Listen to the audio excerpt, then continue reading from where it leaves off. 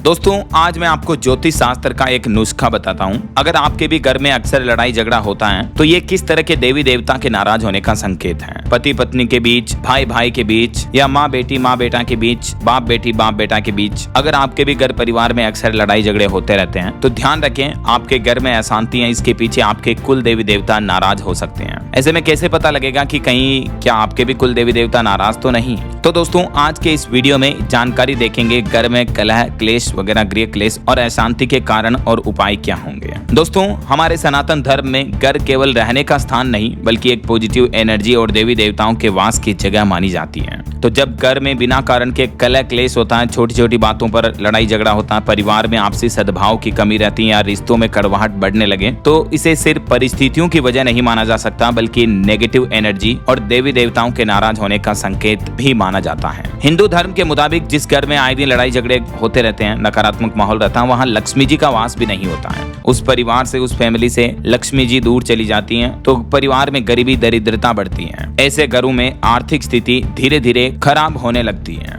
इसके अलावा परिवार के सदस्यों के बीच मानसिक तनाव बढ़ता है, चिंता, स्ट्रेस, एंजाइटी बढ़ती है, परिवार में अशांति बढ़ने लगती है जो कि ऑल ओवर व्यक्ति को यानी उस परिवार को विनाश की ओर ले जाती है।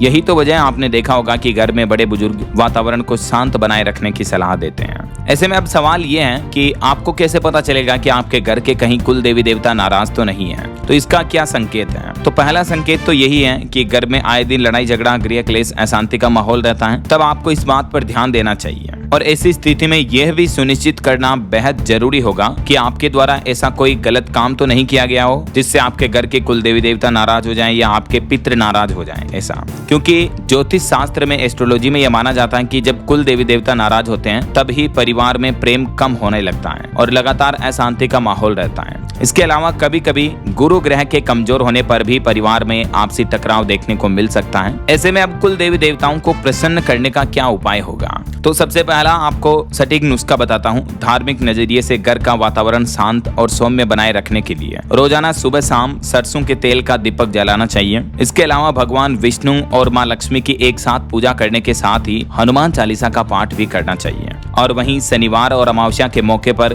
जरूरतमंद लोगों को दान करके घर में गंगा जल का छिड़काव करने से भी कुल देवी देवता प्रसन्न होते हैं। तो कुल मिलाकर घरों में रहने वाले सदस्यों को आपसी प्रेम, सम्मान और संयम सद्भावना की विचारधारा के साथ रहना चाहिए। इसलिए सिर्फ पूजा ही नहीं बल्कि व्यवहार भी आपको अच्छा रखना काफी जरूरी है। भारतीय धार्मिक ग्रंथ अर्थवेद के 3.30.1 श्लोक में कहा गया है, मैं आपको ये श्लोक पढ़कर सुनाता हूँ। देखिए आप, श हृदयम सामानशम अविद्वेषम कृणोमि वह अनुवत्सो वत्सम वि मृत द्वेषो अग्नेव सह। आखिर इस श्लोक का मतलब क्या है? तो इसका मतलब यही है दोस्तों कि परिवार के सभी सदस्यों के बीच मन की एकता, समानता होनी चाहिए। परिवार में किसी भी तरह का द्वेष उत्पन्न करने से बचें। जैसे गाय अपने बछड़े को प्यार करती है, ठीक उसी तरह तुम भी एक दूसरे से प्यार करो, सभी परिजन मिलजुल कर। ऐसा लेकिन आजकल का जमाना तो कलयुग की तरह जमाना है। भाई भाई एक दूसरे को नहीं चाहते हैं। कई जगहों पर आपने देखा होगा बाप बेटे एक दूसरे को मरवा देते हैं, माँ अपने बच्चों को छोड़कर कहीं और प्रेमी के यहाँ भाग जाती है। तो ये सब चीजें तो दुनिया है, अपवाद हमें देखने को मिलेंगे, लेकिन ऑल ओवर कुल मिलाकर ये अथर्ववेद के श्लोक को हमेशा ध्यान में रखना चाहिए। हमें हमारी तरफ से पूरी कोशिश करनी चाहिए कि हमारी वजह से फैमिली में, परिवार में किसी तरह का लड़ाई झगड़ा ना हो, परिवार के सदस्य आपस में झगड़े नहीं, हमारी वजह से फैमिली को कोई नुकसान ना पहुंचे। ऐसा जब सभी सदस्य इस तरह की सद्भावना सुनिश्चित करेंगे तो परिवार ऑटोमेटिक खिल उठेगा। जब सभी सदस्य एक दूसरे से प्रेम की भावना रखेंगे तो प्यार का बीज बो दिया जाएगा परिवार में, राइट। बाकी ये कुछ टिप्स आप स्क्रीन पर देख सकते हैं। अशांति के संकेत ये हैं, लड़ाई झगड़े होना, आर्थिक तंगी, मानसिक तनाव। इसके पीछे 3 मुख्य कारण होते हैं, कुलदेव कुल देवता का रुष्ट होना, पितृदोष या गुरु गृह का कमजोर होना। तो आप गुरुवार के दिन पूजा पाठ करें जैसे कि मैंने आपको बताया। शांति के उपाय ये हैं, सुबह शाम सरसों के तेल का दीपक, पूजा पाठ, दान पुण्य, गंगाजल छिड़काव, प्रेम और सम्मान और संयम। तो ये रहा